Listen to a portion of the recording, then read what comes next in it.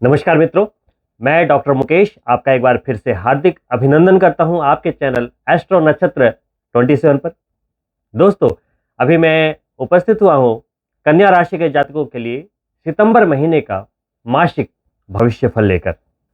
दोस्तों, कोई भी महीना क्या फल लेकर आया है, इसका जो सबसे पहला आधार होता है वो गोचर में बन रहे आपके राशि स्वामी की स्थिति के ऊपर निर्भर करता है। जी हां दोस्तों, आपके राशि के स्वामी बुध यानी कि मरकरी अभी अपनी उच्चतम स्थिति में कन्या राशि में ही गोचर कर रहे हैं। 9 सितंबर को अस्त होने वाले हैं, क्योंकि सूर्य नजदीकी डिग्री पर आते हुए द्वादश भाव में।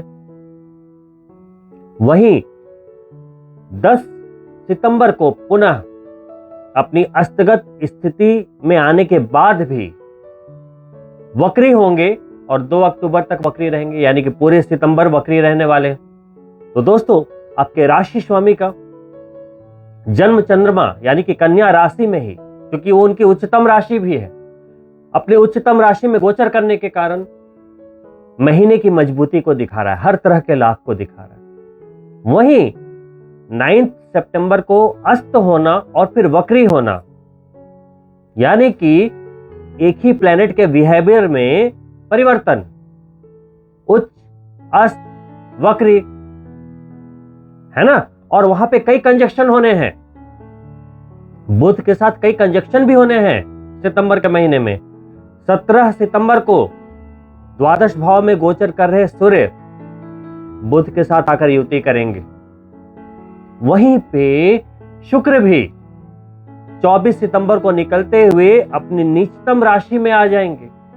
वो अलग बात है कि बुध शुक्र का नीच भंग करेंगे, वो अलग बात है, वो कई अलग स्थितियां निर्मित होंगी, लेकिन जितनी भी एनर्जी बनी हुई है सितंबर के महीने पे, वो आपके जन्म चंद्रमा पर बनी हुई है, यानी कि आप पर बनी हुई है। तो कई स्थितियां निर्मित हो रही हैं। तो इस महीने को आप एक नाम दे सकते हैं, वो है सितंबर महीना आपके लिए खट्टे मीठे अनुभव को लेकर आया है, मिला जुला परिणाम। जैसा कि मैंने बोला, बुध आपकी उच्चतम स्थिति में, लेकिन बात यहीं समाप्त नहीं होती। आप ये भी देखें कि ठीक उसके सामने 6 यानी कि कन्या, 12 यानी कि मीन राशि में गुरु वक्री होते हुए स्वराशि में होते हुए वो सीधा आपको दृष्ट कर रहे हैं, यानी कि बुध को दृष्ट कर रहे हैं। तो है ना पॉजिटिव बात। अब गुरु जो है वो चतुर्थ के भी स्वामी है, सप्तम के भी स्वामी है, आपको डायरेक्ट दृष्टि दे रहे हैं वहां बुध उच्च के। तो कई बातें सामने आती है। सेहत अच्छा रहने वाला है, सेहत अच्छा रहने वाला है, खासकर 17 सितंबर तक की स्थितियां बहुत अनुकूल है। फिर सूर्य का गोचर होगा तो थोड़ी बहुत समस्याएं पेट से रिलेटेड आ सकती है, सिर दर्द से रिलेटेड आ सकती हैं, लेकिन वो समस्याएं बहुत ही माइल्ड होंगी, क्योंकि गुरु चतुर्थ के स्वामी है। और चतुर्थ भाव हमारा क्या होता है? हमारा घर होता है। जितनी भौतिक सुख संपदाएं हैं वो होते हैं, घर, गाड़ी, बंगला, एसी, कंफर्ट। अब वहां के स्वामी होते हुए वक्री हैं, तो अगर आप नया घर लेने का सोच रहे थे, गाड़ी लेने का सोच रहे थे, ये सब आप अटेम्प्ट कर सकते हैं, यहां आपको बेनिफिट मिलने वाला है। साथ ही चूंकि ये घर का भाव है, वहां के स्वामी वक्री होकर सप्तम में, तो जो गोचरीय स्थिति बन रही है वो आपके स्थान परिवर्तन को भी इंगित करती है। सप्तमेश होते हुए गुरु की 5वीं दृष्टि आपके इनकम के भाव पर है। पार्टनरशिप से लाभ, पत्नी से लाभ, और आपकी जो इनकम है वो जारी रहेगी। साथ ही आपके 9वें भाव के स्वामी और धन के स्वामी शुक्र अभी आपके 12वें भाव में गोचर कर रहे हैं। ये स्थिति बहुत अनुकूल नहीं कही जा सकती। भाग्य का 12वें में जाना या आपकी लिक्विडिटी के स्वामी का नुकसान के भाव में जाना, ये आपके खर्च की अधिकता को दिखा रहा है। भाग्य में थोड़ी सी कहीं ना कहीं एक लैक ऑफ लक जो कहते हैं ना, उसका अनुभूति होगी कि लक थोड़ा चल नहीं रहा, ऐसा एक अनसेटिस्फैक्शन सा फील होगा आपको। साथ ही शुक्र 24 सितंबर को आपके 6 नंबर यानी कि कन्या राशि में ही गोचर करेंगे। इससे क्या होगा, शुक्र चूंकि कन्या राशि में नीच के होते हैं, जहां आपके राशि स्वामी उच्च के होते हैं वहां पे शुक्र नीच के होते हैं, तो अचानक से आपके भाग्य के स्वामी और लिक्विडिटी के स्वामी में पावर चली जाएगी। 24 सितंबर के बाद की बात कर रहा हूं, अभी घबराने की जरूरत नहीं है। 24 सितंबर तक स्थितियां सामान्य रहेगी, खर्चे की अधिकता दिख रही है, लेकिन 24 सितंबर के बाद आपको सावधानी रखने की आवश्यकता होगी। वहां पे बुध है उच्च होते हुए मानता हूं, लेकिन वो ज्यादा समय तक नहीं रहेंगे। जब तक बुध और शुक्र की युति रहेगी 24 सितंबर के बाद, वो उनकी पावर के द्वारा ऑपरेट होते रहेंगे, जिसे नीच भंग राजयोग कहते हैं। नीच भंग होगा यानी कि शुक्र में अपनी शक्ति नहीं रहेगी, लेकिन चूंकि वहां सूर्य भी 17 सितंबर को गोचर कर चुके होंगे, तो सूर्य और बुध के मिश्रित पावर के बल पे चलता रहेगा काम, यानी कि वो दूसरों पे आश्रित रहेंगे। वहीं आने वाले समय में शुक्र अस्त भी होने वाले हैं लंबी अवधि के लिए। नीच के तो हो ही गए, तो आपको शुक्र के मंत्र प्रारंभ कर देने चाहिए। अगर आप भाग्य में तेजी चाहते हो, अगर आप धन में वृद्धि चाहते हो, धनेश की मजबूती चाहते हो, तो कम से कम आने वाले 3 महीने तक, सितंबर, अक्टूबर, नवंबर तक शुक्र के बीज मंत्रों का जाप करते रहे। अन्यथा ये कमजोरी आपकी लिक्विडिटी को कमजोर कर देगी। 17 सितंबर तक सूर्य भी आपके 12th हाउस में गोचर करेंगे, और किसी भी ग्रह का 12वें भाव में गोचर करना अच्छा नहीं माना जाता। लेकिन चूंकि सूर्य स्वराशि में है, तो स्थितियां थोड़ी सामान्य बनी हुई, लेकिन कहीं ना कहीं एक आत्मबल में कमी सी महसूस करेंगे कि थोड़ी कंफ्यूजन की स्थिति होगी कि करें ना करें, करियर में कुछ अटेम्प्ट करना है या कोई डिसीजन लेना है। अगर डिसीजन ले भी लिया तो हमने सही किया, गलत किया, ये कई चीजें माइंड में चलती रहेगी। 17 सितंबर को सूर्य के गोचर के साथ ही, कन्या संक्रांति के साथ ही स्थितियां बदल जाएंगी। आत्मबल बढ़ता महसूस होगा, खर्चों में नियंत्रण आएगा। 17 सितंबर तक खर्च की अधिकता बनी रहेगी। सोच समझकर खर्च करें, जहां बहुत ज्यादा जरूरी है वहीं खर्च करें।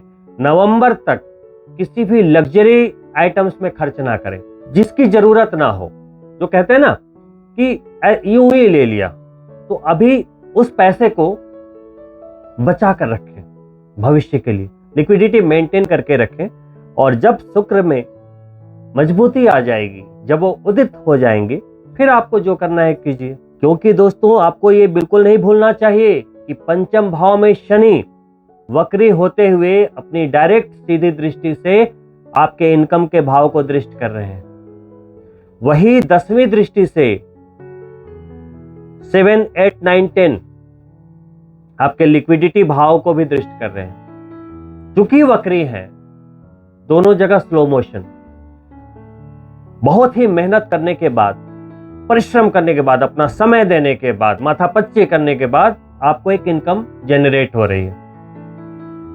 ऐसा नहीं हो रहा कि आप काम कम कर रहे हो या बिजनेस में कुछ भी किया, डील्स मिल रही हैं। अभी मेहनत करने के बाद वो चीजें मिल पा रही हैं, समय देने के बाद वो चीजें मिल पा रही है। वहीं 10वीं दृष्टि लिक्विडिटी पे होने के कारण वहां भी कहीं ना कहीं स्लो मोशन सा बना हुआ है। खर्चों पे नियंत्रण नहीं है, कुछ ना कुछ ऐसे खर्च आ रहे हैं जो कि मैंडेटरी हैं, करना ही पड़ेगा। 23 अक्टूबर तक ये स्थितियां बनी रहेंगी। तो ऐसी स्थिति को हैंडल करने के लिए एक ही सॉल्यूशन है कि आप मैनेज्ड वे में चलें। तो आप अपनी मेहनत को बनाए रखें, कार्य करते रहें, लेकिन सुनियोजित तरीके से, बिल्कुल मैनेज्ड वे में करें।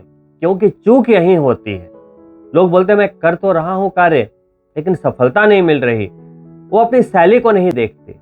अगर आपकी योजना फुल प्रूफ है और आप आगे का सोच कर काम करते हो, तो आप कभी फेल हो ही नहीं सकते हो। दोस्तों, आपने वो कहानी तो सुनी होगी, फिलीपींस में एक किसान था, वो एक ऐसे जगह पे रहता था जहां पे काफी आंधी तूफान जैसी चीजें हमेशा आती रहती थी। अब अकेला था, वो बुजुर्ग था, उससे संभल नहीं रहा था सब कुछ। तो उसने एक विज्ञापन दिया वहां के लोकल पेपर में कि उसे एक हेल्पर की जरूरत है जो उसके खेत खलिहान सारी चीजों को देखरेख कर पाए, मैनेज कर पाए और हर तरह के नुकसान से बचाए। तो उस विज्ञापन को देखकर एक पतला दुबला सा व्यक्ति आया तो किसान ने पूछा कि कर लोगे ये काम जिसके लिए मैंने विज्ञापन दिया है? तो बोला कि हाँ बिल्कुल कर लूंगा, लेकिन जब हवा चलती है तो मैं सोता हूं। तो बोला ये क्या बोल रहा है? क्योंकि विज्ञापन को देखकर आने वाला ये पहला और आखिरी व्यक्ति था। किसान ने उसे नौकरी दे दी, उसे नौकरी मिल गई। वो जी लगाकर काम करने लगा, दिन रात वो मेहनत करके खेत खलिहान में काम करता था और रात्रि में मजे से सोता था। तो एक दिन वैसे ही वो आराम से सो रहा था, तभी तेज तेज हवा चलने लगी। मालिक ने देखा कि शायद बहुत तेज तूफान आने को है। वो दौड़ता हुआ भागता हुआ गया कि उठो उठो उठो उठो। तो क्या हुआ मालिक? तो अरे देखो ये लगता बारिश आ रही है, तूफान आ रहा है, वो जल्दी से सारे दड़बे बंद कर दो, सारे फसल को ढक दो, कोई नुकसान ना हो जाए, उसको बड़े अच्छे से बांध दो सब कुछ। तो उस व्यक्ति ने बोला, मालिक मैंने बोला था ना जब हवा चलती है तो मैं सोता हूं। तो इसे बहुत गुस्सा आया, इसे लगा कि इसे शूट कर दे वहां कि ये कैसा व्यक्ति है। वो भागता हुआ गया अपने खेत में, तो उसने देखा कि सब कुछ पहले से मैनेज्ड है। फसल में अच्छे से गांठ लगाकर उसे अच्छे से बांध के उसे कवर करके रखा गया। जो जानवरों का जो बाड़ा था उसको भी बड़ी मजबूती से बांधा गया है। गेट वेट बिल्कुल अच्छे से लॉक किया गया है, सब कुछ फुल प्रूफ मैनेज्ड। उसने चैन की सांस ली। तब उसे समझ में आया कि वो क्यों बोलता है कि जब हवा चलती है तो मैं सोता हूं। उसी तरीके से दोस्तों, जैसा कि मैंने आपको बताया कि संघर्ष तो जिंदगी में आते जाते रहेंगे। अभी 7:30 गई, फिर कुछ ना कुछ तो होता ही रहेगा। जिंदगी है, संघर्ष का आना जाना तो लगा रहेगा। तो उस किसान की तरह हमें मैनेज्ड वे में काम करना चाहिए, आगे देखते हुए, आगे की घटनाक्रम को देखते हुए उसकी तैयारी पहले से करके रखनी चाहिए। उसने देखा कि नहीं, इस इलाके में आंधी तूफान कभी भी आ सकता है, तो उसने पहले से सारी तैयारी करके रख दी, सब कुछ कवर करके रख दिया, तो नुकसान नहीं हुआ। उसी तरीके से आप जब जॉब कर रहे होते हैं या बिजनेस कर रहे होते हैं, आपको पता है कि यहाँ कॉम्पिटिशन है, आपको पता है कि यहाँ पॉलिटिक्स है, आपको पता है कि बॉस किस नेचर का है, आपको सब कुछ पता है कि मार्केट कैसा है, कंपटीशन कैसा है, कैसे compete करना है। तो उन सारे फैक्टर्स को देखते हुए अगर आपने भी अपनी तैयारी पूरी करके रखी तो आप भी होने वाले नुकसान से बच जाओगे। गलती यही होती है। मान लो आपका बिजनेस बढ़िया चल रहा है, बिल्कुल आप निश्चिंत हो जाते हो और आप वहां पे काम करना बंद कर देते हो वहां के रिस्क फैक्टर्स पे, और अचानक से, क्योंकि देखो परिवर्तन संसार का नियम है।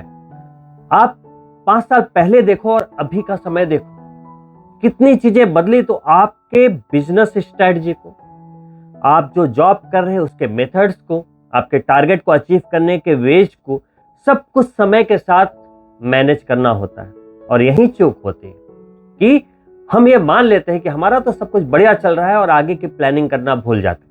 हमें जो फ्रस्ट्रेशन होता है लाइफ में, वो सिर्फ इसलिए होता है कि हमने अपने लाइफ स्टाइल को, अपने जीवन जीने की जो कला होती है उसे मैनेज नहीं रखा है ना। कोई काम में बिजी है तो सिर्फ काम में ही बिजी है। किसी ने फाइनेंस को तरीके से मैनेज नहीं किया और अचानक से वो लॉस में चला गया। किसी ने अपने फैमिली को वक्त नहीं दिया, किसी ने अपने बच्चों को वक्त नहीं दिया, तो बाद में इसके नतीजे बहुत ही गंभीर निकल कर आते हैं और वो एक नए स्ट्रगल का रूप ले लेते हैं कि चलो फाइनेंशियल स्ट्रगल तो था ही, करियर में तो कुछ प्रॉब्लम चल ही रही थी, अभी घर में भी प्रॉब्लम शुरू होगी। दोस्तों, ये बात हो गई करियर की, लिक्विडिटी की, इनकम की। अब बात अगर आपके हेल्थ की जाए तो देखिए, छठा भाव आपके स्वास्थ्य को रिप्रेजेंट करता है। अब छठे भाव के स्वामी कौन हो गए जन्म चंद्रमा से? पंचम में 10 लिखा होता है और छठे में 11 यानी कि शनि। अब शनि जो है छठे से 12वें भाव में बैठे हैं, वक्री होकर बैठे हैं और साथ ही सूर्य का गोचर भी 12वें में है। आपके लिक्विडिटी के स्वामी का भी गोचर 12वें में है, भाग्य के स्वामी का गोचर भी 12वें में है। तो स्वास्थ्य के प्रति सावधानी बहुत ही अनिवार्य है। जो भी कन्या राशि के जातकों को डायबिटीज शुगर की प्रॉब्लम है या वो बाउंड्री लाइन पे है, बिल्कुल वो बहुत सतर्क रहे, क्योंकि यही वो पीरियड होता है। उन्हें लगता है 1-2 महीने में क्या होगा, यही तो 1-2 महीने वो डैमेज करके चला जाता है। मान लो आपकी पत्रिका में भी कुछ ऐसा योगायोग बन रहे हैं, शुक्र में बल की कमी है, आपने हीरा भी नहीं पहना हुआ है और गोचर में भी वो अस्त हो गए, वो 2 महीने आपको डैमेज करके चले जाएंगे, जिसके दूरगामी प्रभाव डायबिटीज के रूप में आपको दिखेंगे। लेकिन मैं ये भी एश्योर करता हूं कि कोई गंभीर समस्या नहीं होगी, क्योंकि गुरु की दृष्टि भी जन्म चंद्रमा पर है। दोस्तों, आप सभी कन्या राशि के जातकों के लिए सितंबर के महीने में जबरदस्त आर्थिक मजबूती, हर तरह की सफलता के लिए, अच्छे स्वास्थ्य के लिए कुछ उपाय जरूर करने चाहिए। पहला, आपके राशि स्वामी बुध भले ही उच्चतम स्थिति में गोचर करें, लेकिन 9 सितंबर को अस्त हो जाएंगे, पूरे महीने अस्त रहेंगे, उन्हें भी मजबूत बनाना है। शुक्र भी अपनी नीच राशि में आएंगे, अभी 12वें में गोचर करें, उन्हें भी मजबूती देनी है, शुभ बनाना है। ये 2 काम बहुत ही अनिवार्य है। तो बुध के मंत्रों का जाप, शुक्र के मंत्रों का जाप, ये दोनों के बीज मंत्रों का जाप अति अनिवार्य है, जो आपको अविलंब प्रारंभ कर देना चाहिए। बुध के मंत्रों का जाप बुधवार से, शुक्र के बीज मंत्रों का जाप शुक्रवार से। साथ ही दोस्तों, हर तरह की शुभता के लिए, क्योंकि आपके राशि स्वामी बुध है और गणपति भगवान, विष्णु भगवान और कृष्ण भगवान की पूजा से बुध अति शीघ्र प्रसन्न हो जाते हैं। बुध को बच्चा कहते हैं, राजकुमार की संज्ञा दी गई है। तो अगर आपकी कुंडली में बुध अशुभ स्थिति में भी है तो आप बहुत ही जल्द प्रसन्न कर सकते हैं। तो अगर आपको पूजा पाठ की विधियों के द्वारा प्रसन्न करना है तो गणपति की आराधना करें। अभी गणपति उत्सव भी प्रारंभ रहेगा सितंबर के पहले 9 दिन, क्योंकि 31 अगस्त से ही गणपति उत्सव प्रारंभ होने वाला है। साथ ही दोस्तों, सितंबर के महीने में जिन ग्रहों की गोचरीय स्थिति आपके लिए बाधक बन रही है, जैसे शनि की वक्री दृष्टि आपके इनकम पे भी है, लिक्विडिटी पे भी है, तो हर मंगलवार और शनिवार को आपको सुंदरकांड का पाठ करना चाहिए। ये अभी मैंडेटरी रहेगा आपके लिए। वहीं सूर्य का भी गोचर 17 सितंबर तक 12वें भाव में है, शुक्र का भी गोचर 12वें भाव में है। तो सूर्य को प्रतिदिन जल अर्पित करना बहुत बहुत आवश्यक है। खासकर ये 17 दिन तो मैंडेटरी ही बोलूंगा मैं। अगर आप इन रेमेडीज को करते हैं, मंत्रों को करते हैं, तो जो भी संबंधित ग्रहों के अशुभ प्रभाव कम होंगे और सितंबर का महीना और मजबूत होगा। और दोस्तों, इन्हीं शुभकामनाओं के साथ मैं आपसे अनुमति चाहूंगा। और दोस्तों, आपसे अनुरोध है, अगर आप मेरे चैनल को पहली बार देख रहे हैं तो सब्सक्राइब करना ना भूलें। साथ ही अगर मेरे द्वारा दी गई जानकारी आपको अच्छी लगी हो, लाइक करना ना भूलें और अपने मित्रों के लिए शेयर भी अवश्य करें। बहुत ही जल्द मिलता हूं दूसरे वीडियो में, तब तक के लिए नमस्कार मित्रों।